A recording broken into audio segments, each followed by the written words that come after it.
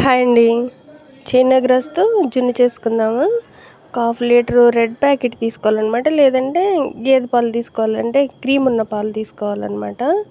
తీసుకుని మరిగించాలి. పాలు బాగా కాగిన తర్వాత చైనా గ్రాస్ ఇలా కట్ చేసేసుకుని వాటర్లో ఒక 2 సార్లు కడుక్కోవాలి. ఏమి ఉండదు డస్ట్, కానీ కడుక్కోవాలన్నమాట. అది ఎలా ఉంటుందంటే మన గోతం పీసుల్లాగా ఉంటుంది చూడడానికి. పాలలో వేస్తే మెల్ట్ అయిపోతుంది అన్నమాట. ఈ పాలలో వేసి బాగా మరిగించాలి. పూర్తిగా కరిగిపోతుంది అన్నమాట. అసలు ఏం కనిపించదు మనకి. అలాగని చిక్కగా కూడా ఉండదు, నార్మల్ పాలలాగానే అయిపోతుంది. ఒక కప్పు పంచదారని మిక్సీ పెట్టాను, 4 యాలకులు వేసి మిక్సీ పెట్టాను అనమాట. అది కూడా వేసేసుకుని బాగా మరిగిన తర్వాత ఇలా గిన్నెలో పోసుకుని ఒక గంట సేపు పక్కన పెట్టించుకోవాలన్నమాట.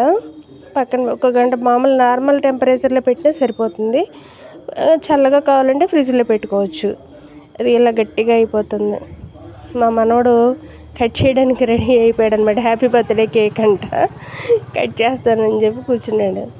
ఇలా వస్తుంది. టేస్ట్ అయితే చాలా బాగుంటుంది. బాడీ కూడా చాలా త్వరగా కూల్ అవుతుందండి. వేడి చేసినప్పుడు మనం ఇది తింటే చాలా త్వరగా కూల్ అయిపోతుంది బాడీ అయితే.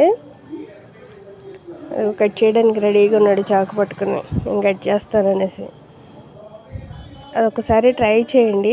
అగర్ అగర్ అని కూడా అంటారు దాన్ని. చైనా గ్రాస్ అంటారు, అగర్ అగర్ అంటారు అనమాట. కొంచెమే ఉంటుంది, ఒక 25 రూపీస్ ప్యాకెట్లో కొంచెం ఉంటుందన్నమాట. అది హాఫ్ లీటర్ పాలకి కరెక్ట్గా సరిపోతుంది. ఒకసారి ట్రై చేసి చూడండి.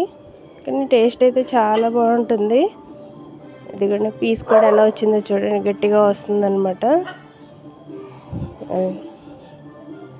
ప్లీజ్ సబ్స్క్రైబ్ చేసుకోండి.